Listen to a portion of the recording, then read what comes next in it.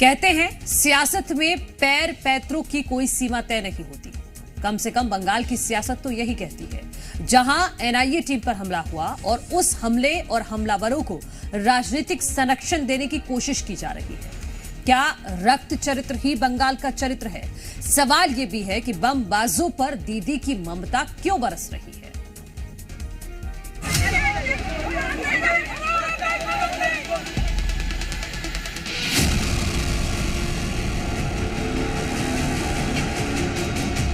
डर जाइए कि आप बंगाल में, सावधान हो जाइए कि आप बंगाल में। इन तस्वीरों को देखकर तो अब ऐसा ही लगता है, पहले ईडी पर हमला और अब एनआईए पर। 2 महीने 2 तस्वीरें, लेकिन जगह भी वही और हरकत भी वही। क्या यही बंगाल का चरित्र है? क्या बंगाल में कानून नाम की कोई भी साथ नहीं? इन सवालों के पीछे बंगाल के मेदिनीपुर ईस्ट में हुआ एनआईए टीम पर यह हमला। इन तस्वीरों को देखिए, सोचिए, देश की सर्वोच्च जांच एजेंसी एनआईए के अधिकारियों और कर्मचारियों की बंगाल में कोई भी साथ नहीं है। एनआईए टीम पर भी 150 लोगों की भीड़ ने हमला कर दिया। उनकी गाड़ियों को नुकसान पहुंचाने की कोशिश की। 2 कर्मचारियों को भी घायल कर दिया। लेकिन हैरान करने वाली बात इतनी ही नहीं है, बल्कि हैरानी वाली बात तो ये है कि एनआईए पर हमले को बंगाल की ममता दीदी जायज ठहराने की कोशिश कर रही है। दीदी एनआईए से ही पूछ रही है कि रात में छापा क्यों मारा। दीदी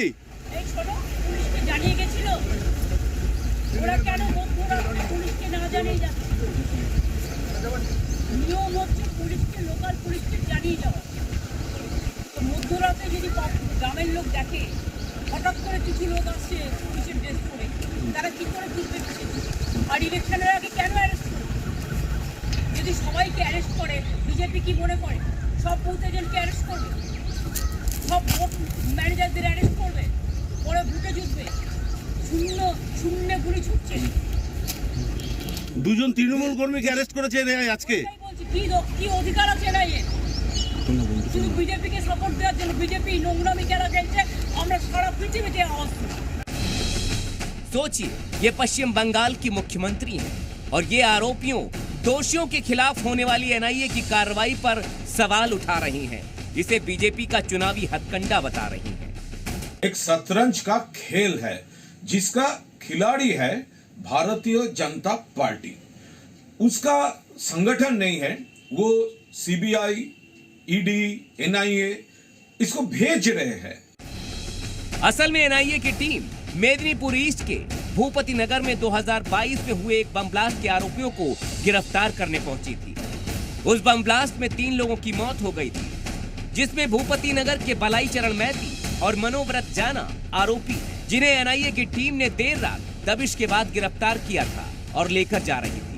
लेकिन सुबह करीब 5:30 बजे जब एनआईए की टीम कोलकाता के लिए निकल ही रही थी, उसी समय ठीक संदेश खाली की ही तर्ज पर भूपति नगर में एनआईए की टीम पर हमला हो गया। इस हमले में एनआईए के 2 कर्मचारी घायल हो गए। इसकी एफआईआर स्थानीय थाने भूपति नगर में दर्ज भी कराई गई है। हालांकि हमले के बावजूद एनआईए दोनों आरोपियों को साथ ले जाने में सफल रही। सोचिए, देश की सर्वोच्च जांच एजेंसी पर भी सवाल उठ रहे हैं, वो भी तब जब वो बम विस्फोट के गंभीर मामले की जांच कर रही है। सवाल ये भी है, क्या चुनाव के समय आरोपियों की गिरफ्तारी पर पाबंदी लग जाती है? क्या चुनाव के समय दोषियों पर कार्रवाई संवैधानिक तौर पर गलत हो जाती है? क्या टीएमसी में रहकर आरोपी को पाक साफ होने का सर्टिफिकेट मिल जाता है? और क्या गंभीर मामलों के आरोपियों को बूथ कर्मचारी बताकर ममता दीदी बचाने की कोशिश कर रही है? एनआईए सूत्रों की माने तो उन्होंने रेड और गिरफ्तारी से पहले स्थानीय थाने को जानकारी दी थी, लेकिन फिर भी उन्हें सुरक्षा नहीं दी थी। जबकि ममता बनर्जी कह रही हैं कि क्या उनके पास पुलिस की इजाजत थी? दीदी পুলিশ কি জানিয়ে গেছিল? ওরা কেন মধ্যরাতে পুলিশকে না জানিয়ে যাচ্ছে? নিয়ম হচ্ছে পুলিশকে, লোকাল पुलिसके जानिए जाओ। सोचने वाली बात यह है कि ममता बनर्जी जिस भीड़ के हमले को शह देने की कोशिश कर रही है, क्या वो जायज है? बीजेपी हमले को टीएमसी का खेला बता रही है। इससे पहले भी ईडी के ऊपर इसी तरीके से हमला किया गया। और एक ही पैटर्न का हमला हो रहा है, जो दिखा रहा है, दर्शा रहा है कि प्लानफुली इसे किया जा रहा है और एक ही जगह से इसको प्लानिंग करके कराया जा रहा है। तो इसके पीछे ममता बनर्जी और उनके पूरे टीम का इसमें प्लानिंग है और मुझे लगता है कि होम मिनिस्ट्री को बहुत जबरदस्त इसके खिलाफ एक्शन लेना चाहिए। सवाल ये भी है, क्या बंगाल में फिर हिंसा का खेला होने की साजिश रची जा रही है? क्या जानबूझकर हिंसा भड़काने का प्लान बनाया जा रहा है? ममता बनर्जी तो यही कह रही है। अन्नपूर्णा पूजा আছে 15 তারিখ, আমরা সবাই করি। अन्नपूर्णा মা তো দাঙ্গা করতে বলেনি, আর রামনবমী, ওটাকে রামনবমী বলে, রামনবমী বলি, সেটা হচ্ছে 17 তারিখে ভোটের আগে দাঙ্গা বাঁধানোর খেলা। আমার রামের প্রতি অশ্রদ্ধা নেই, কিন্তু দাঙ্গা করবেন না, দাঙ্গা করে ভোট করবার চেষ্টা করবেন না, তাহলে মনে রাখবেন দাঙ্গাকারীদের বিরুদ্ধে যত কঠোরতম ব্যবস্থা আমরা নেবই নেব, দাঙ্গাকারীদের ছাড়বো না। सुना आपने। अब सवाल ये भी है कि दीदी लोगों को समझा रही हैं या उकसा रही हैं, और जिस अंदाज में वो बमबाजों और विस्फोट करने वालों के पक्ष में आवाज बुलंद करती हुई दिख रही है, क्या ये समर्थन चुनाव में अपनी सियासी फसल को लहराने की कोशिश तो नहीं है? और क्या लोकतंत्र में इसकी कोई जगह है? सोचिएगा जरूर। ब्यूरो रिपोर्ट, जी मीडिया।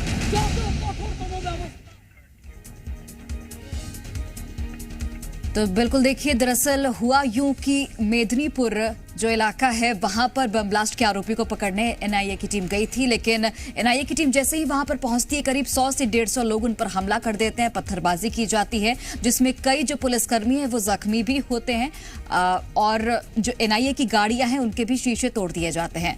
अब सवाल ये उठ रहा है कि कानून व्यवस्था किस तरीके से यहाँ पर सुचारू रूप से चल रही है, और वहीं जो मुख्यमंत्री हैं ममता बनर्जी वो ये सवाल खड़े कर रही हैं कि एनआईए किस मकसद के साथ गई थी, क्या पुलिस की इजाजत ली गई थी? और अब ये सवाल भी खड़ा हो रहा है कि आखिर इन जो लोग हैं जो हमला कर रहे हैं उन्हें किनका संरक्षण प्राप्त है।